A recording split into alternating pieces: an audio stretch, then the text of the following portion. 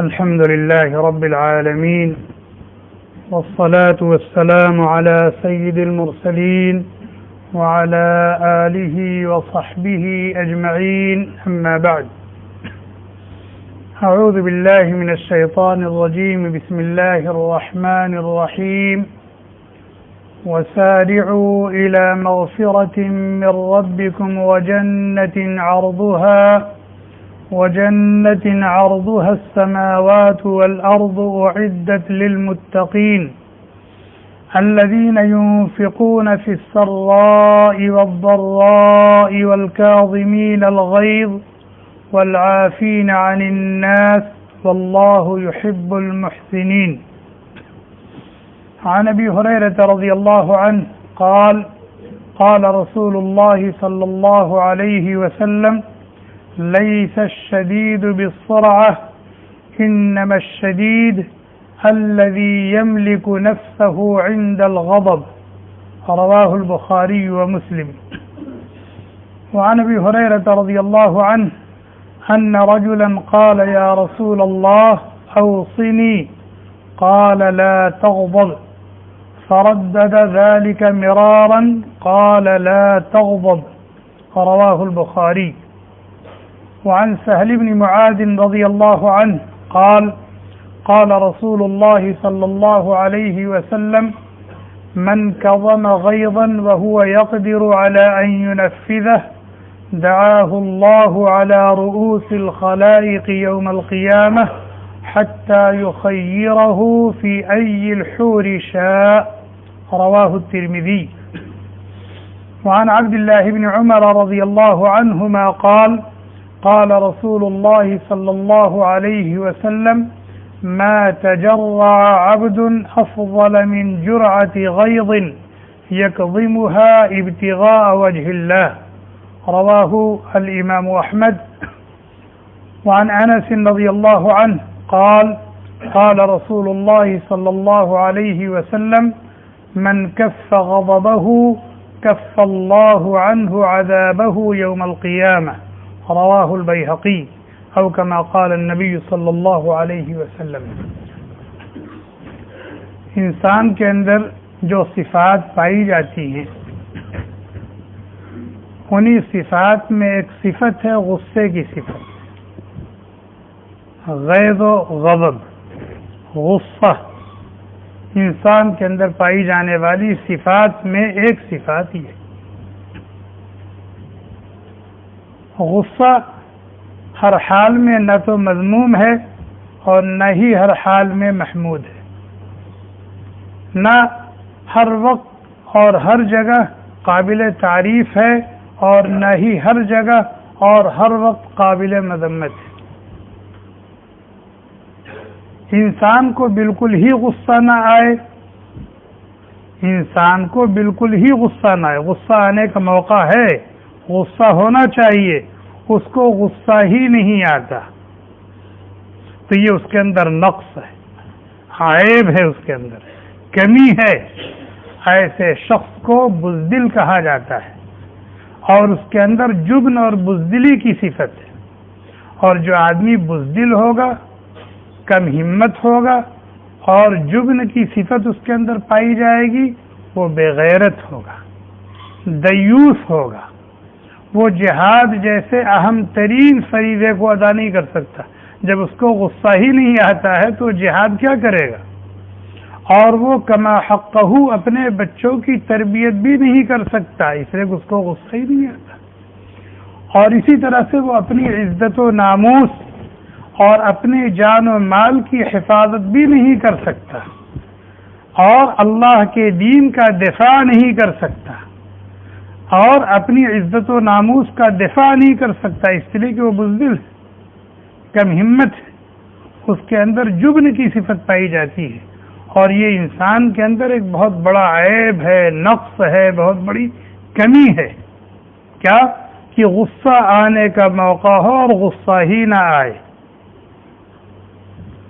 اور اگر غصہ آنے کا موقع نہیں ہے اور غصہ آ رہا ہے، یا غصہ آنے کا موقع ہے، غصہ آ رہا ہے لیکن غصے میں وہ بے قابو ہو جاتا ہے، آپے سے باہر ہو جاتا ہے، اسے یہ ہوش نہیں رہتا کہ وہ کون ہے، کیا کہہ رہا ہے، کس کے ساتھ کیا معاملہ کر رہا ہے۔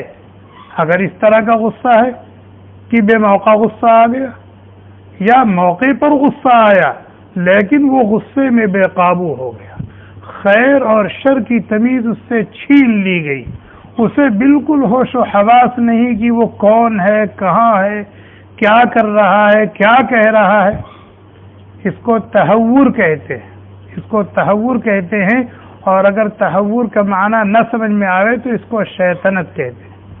اب یہ انسان نہیں ہے، اب یہ انسان غصہ نہیں آتا، غصہ آنا چاہیے، یہ اس کے اندر عیب ہے، نقص ہے، یہ انسان نہیں، یہ گدھا ہے۔ اور اگر غصہ نہیں آنا چاہیے، غصہ آ رہا ہے یا غصہ آنا چاہیے لیکن اتنا غصہ ہو رہا ہے کہ بالکل بے قابو ہے، نہ ہاتھ پیر قابو میں ہے، نہ دل دماغ قابو میں ہے، نہ زبان قابو میں ہے، اس کو شیطنت کہتے ہیں۔ اور یہ انسان کے اندر بہت بڑا نقص ہے، بہت بڑا عیب ہے، بہت بڑی کمی ہے۔ اور شیطان کو انسان پر جتنا کنٹرول، شیطان کو انسان پر جتنا قابو اور جتنا کنٹرول غصے کی حالت میں ہوتا ہے کسی اور حالت میں نہیں ہوتا، بلکہ اہل علم نے لکھا ہے کہ انسان غصے کی حالت میں شیطان کی مٹھی میں ہوتا ہے، شیطان اس سے جو چاہے کروا لے، جو چاہے کہلوا لے۔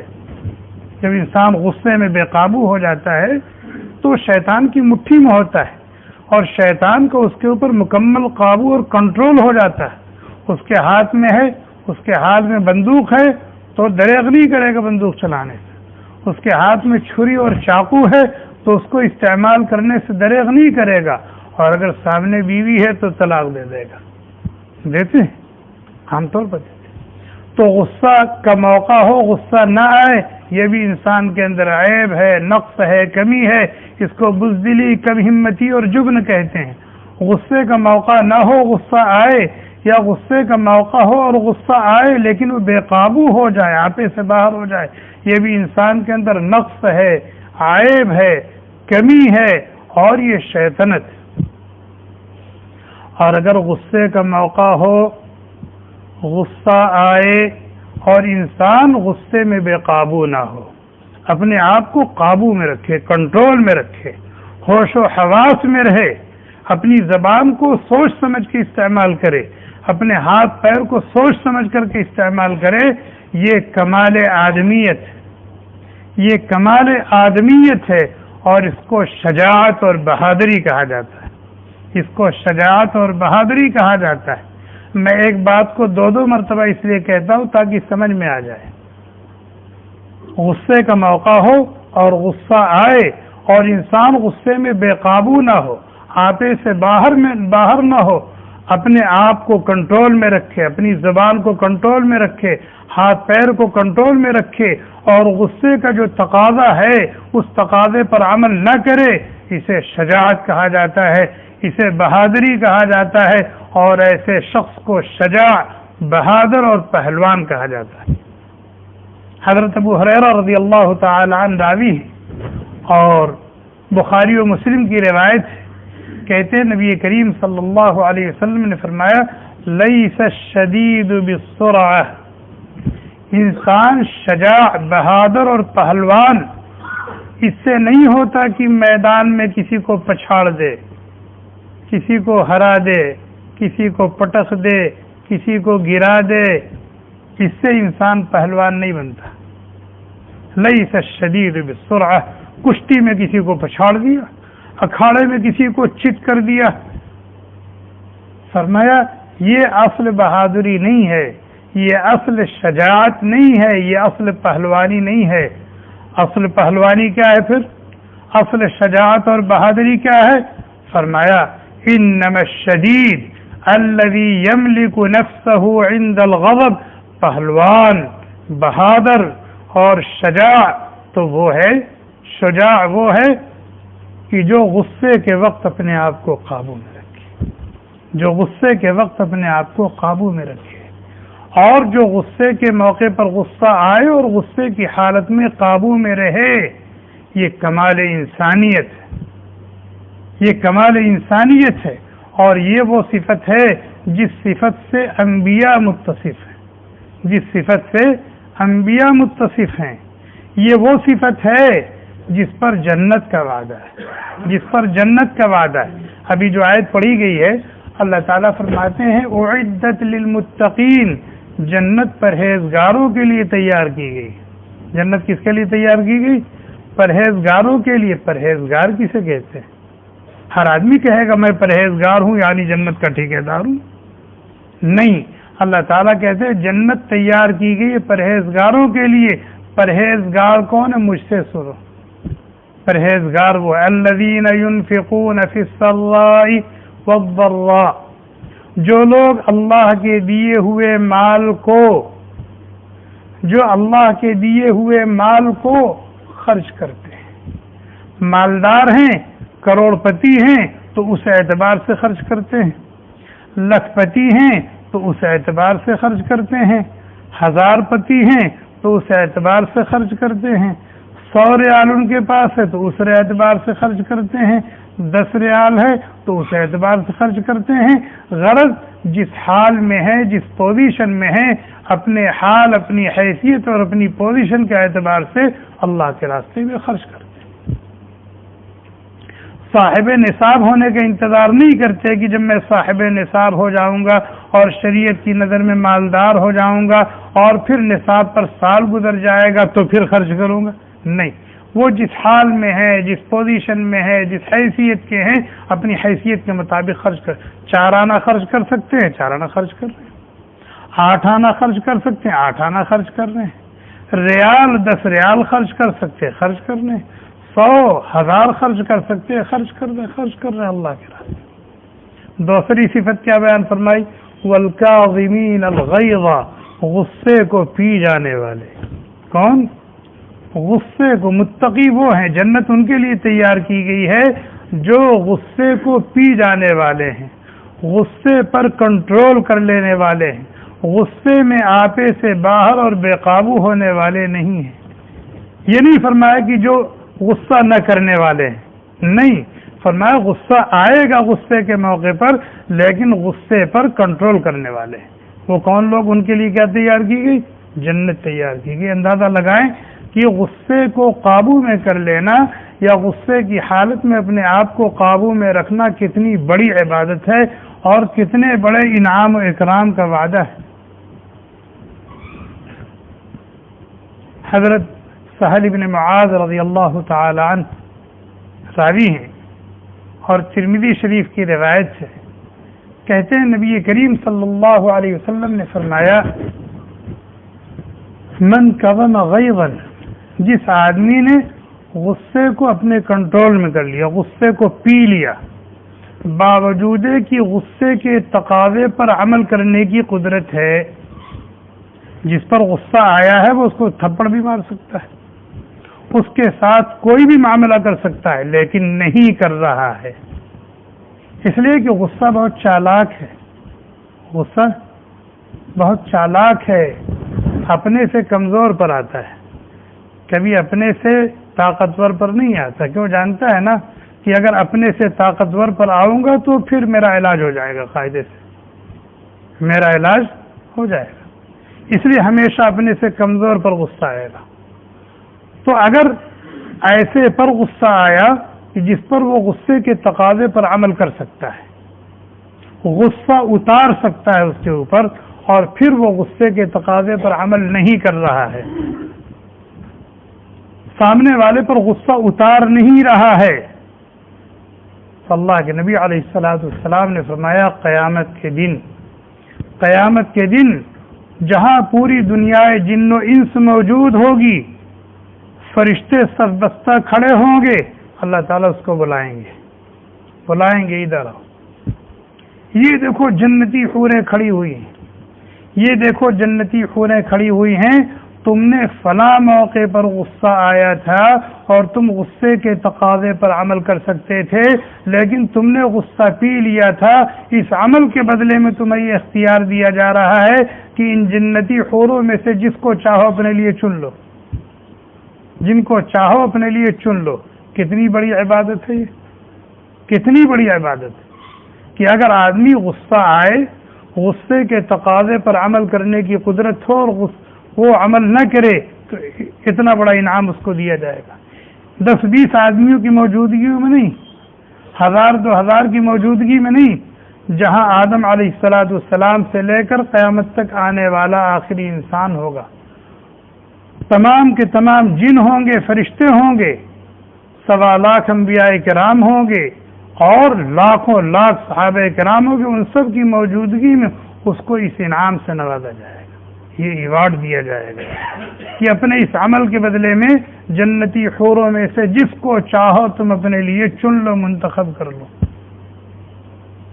ایک اور حدیث ہے، حضرت انس رضی اللہ تعالی عنہ راوی اور بیہقی کی روایت، کہتے ہیں نبی کریم صلی اللہ علیہ وسلم نے فرمایا من کف غضبہ، جس آدمی کو غصہ آیا اور وہ غصہ کو نافذ کرنے کی قدرت رکھتا ہے، جس پر غصہ آیا ہے غصہ اتار سکتا ہے اس پر، لیکن اس نے اپنے غصے کو قابو میں کر لیا، غصے کی وجہ سے بے قابو نہیں ہوا، تو کل اس کے اس عمل کی برکت سے اللہ تبارک و تعالی اگر یہ اپنی بدعملیوں کی وجہ سے مستحق عذاب ہوگا تو اللہ تعالیٰ اپنے عذاب کو روک لیں گے، اللہ تعالیٰ عذاب کو روک لیں گے اور عذاب سے اس کی حفاظت فرما لیں گے۔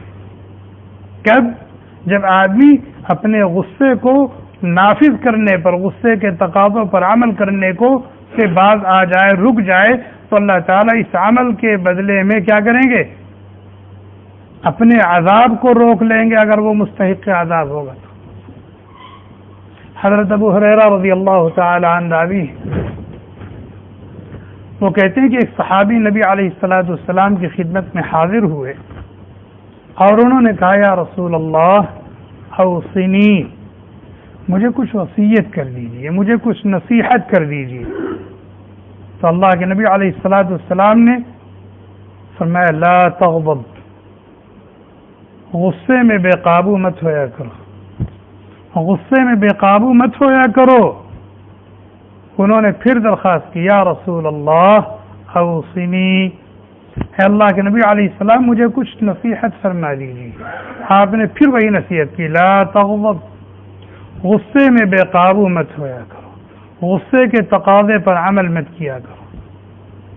انہوں نے تیسری مرتبہ پھر درخواست کی یا رسول اللہ اوصنی، اے اللہ کے رسول صلی اللہ علیہ وسلم مجھے نصیحت کر دیجیے۔ آپ نے پھر وہی فرمایا لا تغضب، غصہ مت ہویا کرو، یعنی غصے کے تقاضے پر عمل مت کیا کرو۔ نبی علیہ السلام جہاں نبی تھے، رسول تھے، وہیں بہت بڑے حکیم تھے، خاص طور پر روحانی بیماریوں کے بہترین اور کامیاب معالج اور حکیم تھے۔ جب کوئی سائل سوال کرتا تھا تو اللہ کے نبی علیہ السلام اس کے حالات کو دیکھتے تھے اور پھر اس کے حالات کے مطابق اس کو جواب دیتے تھے۔ جیسے انہوں نے آ کر کے کہا کہ مجھے کچھ نصیحت فرما دیجیے، آپ نے دیکھا ہوگا کہ ان کے اندر غصے کی صفت بہت زیادہ ہے، ان کو غصہ بہت جلدی آ جاتا ہے اور غصے میں بے قابو ہو جاتے ہیں، اس لیے آپ نے ان کو یہ نصیحت فرمائی لا تغضب لا تغضب لا تغضب۔ اس سے اندازہ لگائیں کہ یہ کتنی اہم ترین چیز ہے کہ ایک صحابی بار بار نبی سے نصیحت کی درخواست کر رہا ہے اور اللہ کے نبی علیہ السلام ہر مرتبہ اس کو یہی تاکید فرما رہے لا تغضب لا تغضب لا تغضب۔ حضرت عبداللہ بن عمر رضی اللہ تعالی عنہ، مسند احمد کی روایت ہے، کہتے ہیں نبی کریم صلی اللہ علیہ وسلم نے فرمایا ما تجرع عبد افضل عند اللہ من جرعۃ غیظ یکظمها ابتغاء وجہ اللہ۔ انسان جو پیتا ہے، پانی پیتا ہے، جوس پیتا ہے، اور جوس کی نہ جانے کتنی انواع و اقسام ہیں جو پیتا ہے، فرمایا پی جانے والی چیزوں میں سب سے افضل پی جانے والی چیز اور وہ گھونٹ سب سے افضل اللہ کے نزدیک وہ غصے کا گھونٹ ہے۔ کیا آدمی پانی پی لے، آدمی دودھ پی لے، آدمی کسی بڑے سے بڑے اچھے سے اچھے پھل کا جوس پی لے، اللہ کے نزدیک بہترین گھونٹ اور پینے کی بہترین چیز کیا ہے کہ بندہ غصہ پی جائے، غصہ آئے تو غصے میں بے قابو نہ ہو، غصہ پی جائے۔ یہ اللہ کے نزدیک پی جانے والی چیزوں میں سب سے بہترین چیز ہے اور گھونٹ میں سب سے بہترین گھونٹ ہے۔ اور اہل علم نے لکھا ہے کہ پی جانے والی جتنی چیزیں ہیں جو پی جاتی ہیں وہ سب کارآمد نہیں ہوتی ہیں، بلکہ ان کا اکثر حصہ تو پیشاب کے راستے سے نکل جاتا ہے۔ جو چیزیں کھائی جاتی ہیں اس سے خون بنتا ہے، اس سے بلغم بنتا ہے، اس سے سودا بنتا ہے، اس سے صفرا بنتا ہے، لیکن زیادہ حصہ جو ہوتا ہے وہ پخانہ بن کر کے نکل جاتا ہے۔ اسی طریقے سے جو چیزیں وہ پیتا ہے تو اس سے کچھ اندر جن چیزوں کی ضرورت ہوتی ہے وہ کچھ مادہ بنتا ہے، باقی زیادہ تر کیا ہوتا ہے وہ باہر چلا جاتا ہے پیشاب بن کر کے۔ لیکن فرمایا ایک گھونٹ ایسا ہے کہ اگر بندہ اس کو پی لے تو وہ سارا کا سارا نور بن جاتا ہے۔ سارا کا سارا کیا بن جاتا ہے؟ نور بن جاتا ہے۔ اور وہ کون سا گھونٹ ہے؟ وہ غصے کا گھونٹ ہے کہ بندہ غصہ پی جائے تو یہ سارا کا سارا نور بن جاتا ہے، اور اس کی برکت سے اس کو نور ایمانی، حلاوت ایمانی، ایمان کی چاشنی، ایمان کا مزہ، ایمان کا لطف اور اس کا ذائقہ ملنے لگتا ہے۔ یہ وہ گھونٹ ہے کہ جس کو پینے سے سب کا سب نور بن جاتا ہے۔ یہ تو فضائل ہوئے کس کے؟ غصے کو کنٹرول میں کرنے کے، غصے کی حالت میں اپنے آپ کو قابو میں رکھنے کے۔ لیکن جب غصہ آ جاتا ہے تو پھر قابو میں رہنا آسان ہے؟ اپنے آپ کو قابو میں رکھنا آسان ہے؟ تو اس کے لیے کوئی بریک تو ہونی چاہیے نا۔ جیسے گاڑی ہے، آپ تیزی سے جا رہے ہیں، کوئی حادثاتی صورتحال پیش آ گئی، آپ نے بریک لگائے، گاڑی رک گئی، تو غصہ یہ تو اس سے بھی زیادہ خطرناک ہے۔ غصہ اس سے بھی زیادہ خطرناک ہے۔ غصے پر کنٹرول کیسے کیا جائے گا؟ اس کے اسباب ہیں، اس کے ذرائع ہیں، اس کے لیے کوئی نسخہ ہے، کوئی دوا ہے، کوئی علاج ہے۔ اگر غصہ آ گیا تو اس کو قابو میں کیسے رکھا جائے؟ غصے کی حالت میں بے قابو کیسے نہ ہویا جائے؟ تھوڑا سا وقت دیں، یہ علاج بھی سن لیں غصے کا، کہ غصے کا علاج کیا ہے اور انسان غصے پر کنٹرول کیسے کر سکتا ہے۔ مسلم شریف کی روایت ہے، حضرت سلیمان ابن سرد رضی اللہ تعالی عنہ کہتے ہیں کہ ہم نبی کریم صلی اللہ علیہ وسلم کی خدمت میں بیٹھے ہوئے تھے کہ دیکھا کہ دو آدمی آپس میں تو میں کر رہے ہیں، ایک دوسرے کو برا بھلا کہہ رہے ہیں، گالی گلوچ کر رہے ہیں، اور اس میں سے ایک آدمی اتنے غصے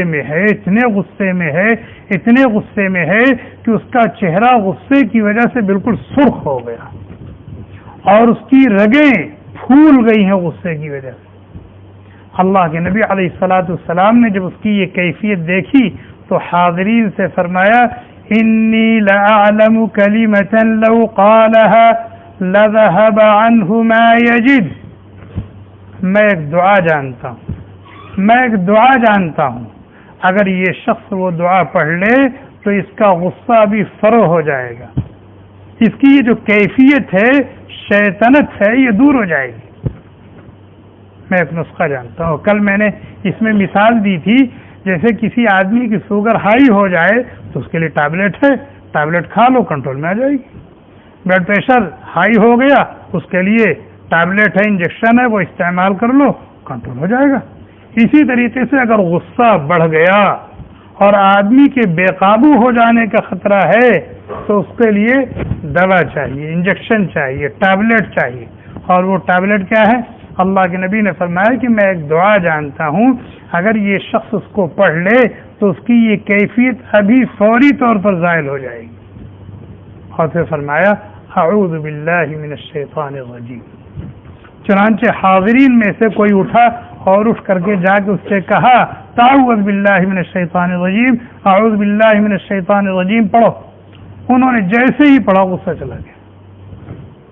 تو غصے کو کنٹرول میں کرنے کا کیا طریقہ ہے؟ اعوذ باللہ من الشیطان الرجیم.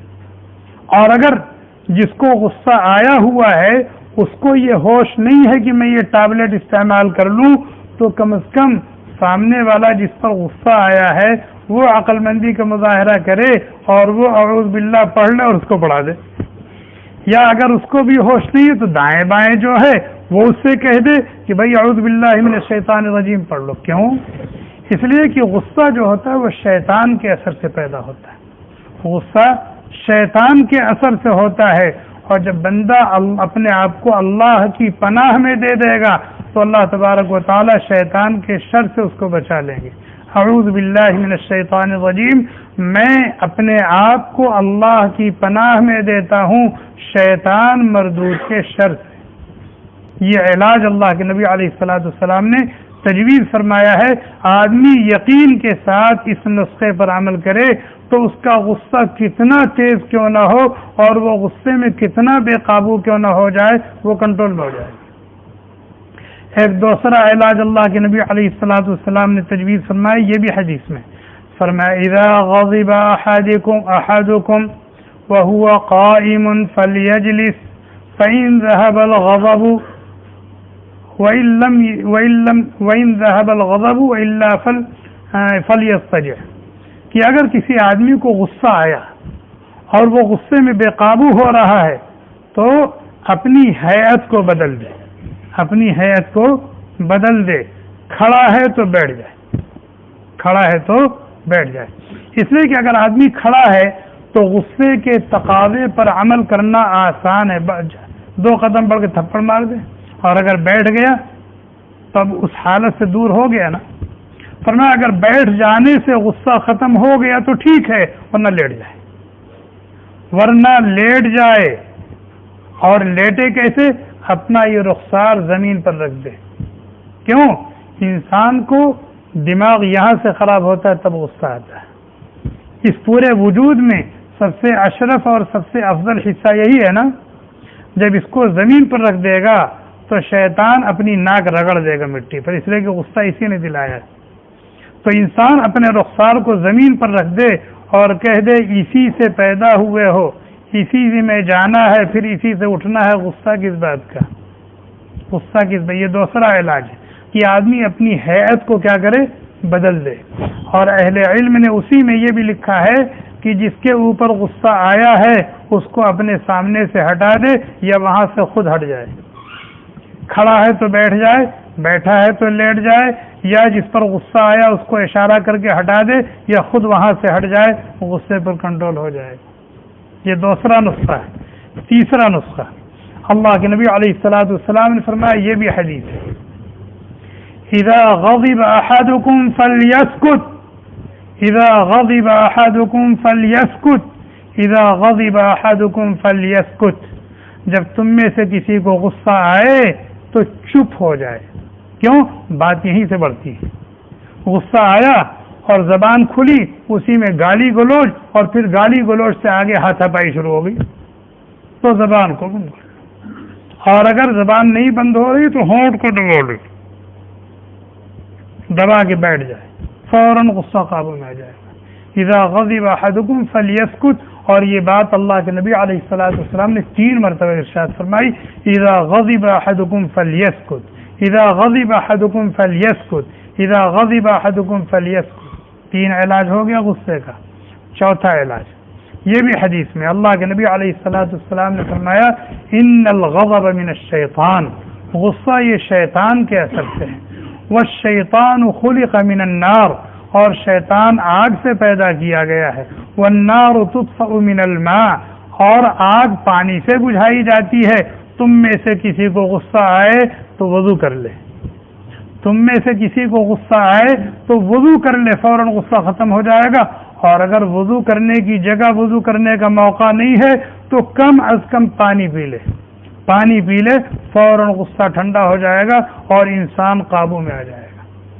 اور غصے کو قابو میں کرنے کا ایک اور علاج ہے. 4 ہو گیا نا. 5واں، اور وہ کیا ہے کہ غصے کو پی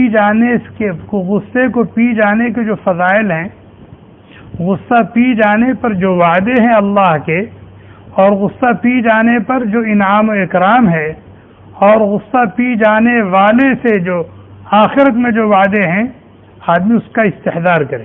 جو اس مرض میں مبتلا ہو، آدمی اس کا استحضار کرے، اس کو بار بار پڑھے، اس کو بار بار سنے، اس کو بار بار پڑھے، بار بار سنے کہ جنت ان کے لیے بنائی گئی ہے جو غصہ پی جانے والے ہیں، اور قیامت کے دن حوروں کا اختیار اسے دیا جائے گا جو غصہ پی جائے گا، اور جو غصہ پی جائے گا غصے کا پورا گھونٹ نور میں بدل جائے گا. اس طرح کی جو احادیث ہیں، آدمی اس پر کیا کرے؟ غور کرے، اس کو بار بار سنے، پڑھے کہ پہلوان وہ ہے جو غصے کو اپنے کنٹرول میں کر لے، نہ کہ وہ جو کسی کو اکھاڑے میں پچھاڑ دے. آخری علاج، چھٹا علاج، اور وہ کیا ہے کہ غصے کے جو نقصانات ہیں، غصے کے جو دنیاوی اور اخروی نقصانات ہیں، آدمی اس کو سوچے، اس کو غور کرے کہ جب انسان کو غصہ آتا ہے اور وہ غصے سے بے قابو ہو جاتا ہے تو کیسی کیسی الٹی سیدھی حرکتیں کر دیتا ہے، اور کیسے کیسے انٹ شنٹ بول جاتا ہے کہ غصہ اترنے کے بعد سوائے پچھتانے اور کفے افسوس ملنے کے کچھ نہیں ہاتھ آتا.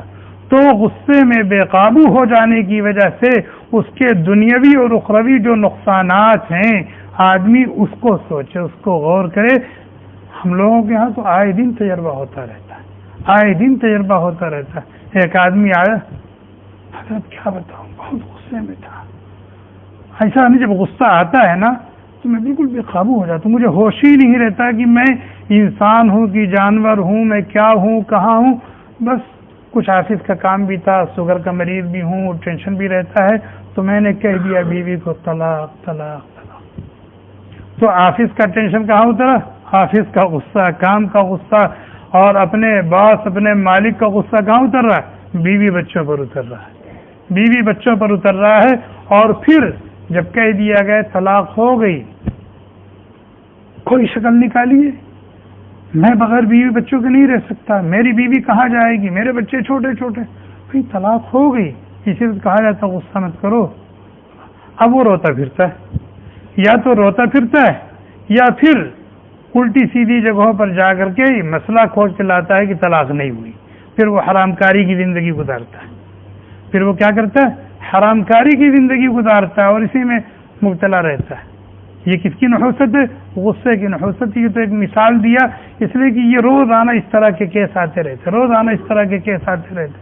جھگڑا یہاں ہوا آپس میں، طلاق وہاں ہو رہی ہے. جھگڑا یہاں ہوا دو بھائیوں میں یا جیسے بھی رشتہ دار ہیں، فوراً کھٹاکھٹ طلاق ہو گئی. غصہ یہاں اتر رہا ہے وہاں، اور وہی بیچاری مسکین ہے، کمزور ہے. اور میں نے پہلے بتایا کہ غصہ بہت ہوشیار ہے، عقل مند ہے، اپنے سے کمزور پر آتا ہے. کوئی اپنے مینیجر پر ناراض ہو کے دیکھے کیا ہوتا ہے، کوئی اپنے مدیر پر ناراض ہو کے دیکھے کیا ہوتا ہے. فون پہ بکواس ہو گئی، اس نے 4 گالی سنائی، اس نے بھی غصہ کہا دیکھتا ہوں. وہ آدمی فون بند کیا اور سیدھے آیا، اچھا یہ تھا، السلام علیکم. کیوں جانتا ہے نا کبھی غصہ اتار دے گا میرے اوپر. دیکھتے ہی کہ میں تو سیر بھروں، یہ 1.25 سیر ہے، اس کا غصہ ٹھنڈا ہو گیا. کیوں؟ جانتا ہے کہ ابھی غصے کا نتیجہ کیا ہوگا. تو یہ غصہ نہ تو ہر حال میں قابل مذمت ہے، نہ ہر حال میں قابل تعریف ہے. اگر غصے کا موقع ہو غصہ نہ آئے تو آدمی بزدل ہے، بے غیرت ہے، دیوس ہے، بے حیا ہے، گدھا ہے. اور اگر غصے کا موقع نہ ہو اور غصہ آئے، یا غصے کا موقع ہے اور غصہ آئے اور آدمی بے قابو ہو جائے، یہ شیطان ہے. اور اگر غصے کا موقع ہو اور غصہ آئے اور آدمی قابو میں رہے، یہ شجاعت ہے، بہادری ہے، یہ کمال انسانیت ہے. اللہ تبارک اور ہم میں سے کوئی اس سے بری نہیں. آج جو بیان ہوا ہے یہ سب کی ضرورت ہے، یہ سب کی ضرورت ہے. کہنے والا بھی کہہ کر کے کافی نہ سمجھے اس کو، سننے والے بھی سن کر کے کہ ایک بیان ہم نے سن لیا، قرآن و حدیث کی روشنی میں ثواب مل گیا. نہیں، بیان ثواب لینے اور ثواب دینے کے لیے نہیں کیا جاتا. اگر صرف ثواب لینا ہو تو قرآن پڑھ کے ثواب لے لے آدمی، کاہے کو کھپائے اپنا سر. اور اگر صرف ثواب حاصل کرنا ہو تو نماز پڑھ کے نکلے، سبحان اللہ پڑھتے ہوئے گھر تک چلے گئے، ثواب ہی ثواب ہے۔ بیان کرنے کا اور بیان سننے کا جو مقصد ہے وہ یہ کہ آدمی غور کرے، سوچے اور عمل کرنے کے جذبے کے ساتھ بیان بھی کرے، عمل کرنے کے جذبے کے ساتھ سنے بھی، اور قرآن و حدیث کی روشنی میں اپنا محاسبہ کرے، جہاں نقص نظر آئے، کمی نظر آئے، خلل نظر آئے، اس کو دور کرنے کی کوشش کرے، اور اگر فضائل اور کمال ہیں تو اس کو اپنے اندر لانے کی، اس سے متصف ہونے کی کوشش کرے۔ یہ ہے بیان کرنے اور بیان سننے کا مقصد۔ بیان کرنے والا بھی محتاج ہوتا ہے اور سننے والے بھی محتاج ہوتے ہیں، اور جب دونوں اپنے آپ کو محتاج سمجھ کر کے کریں گے اور سنیں گے تو انشاءاللہ فائدہ ہوگا۔ اللہ تعالی ہم سب کو ان باتوں کی سمجھ عطا فرمائے، اپنی مرضیات پر چلائیں، نامرضیات سے بچائیں، ہر شر سے، ہر آفت سے، ہر بلا سے، ہر مصیبت سے ہم سب کی اور پوری امت کی حفاظت فرمائے۔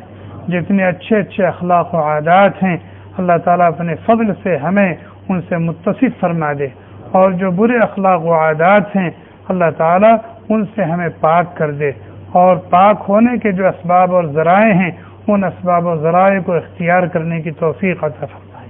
سبحانک اللہم بحمدک ونشہد ان لا الہ الا انت ونستغفرک ونتوب الیک۔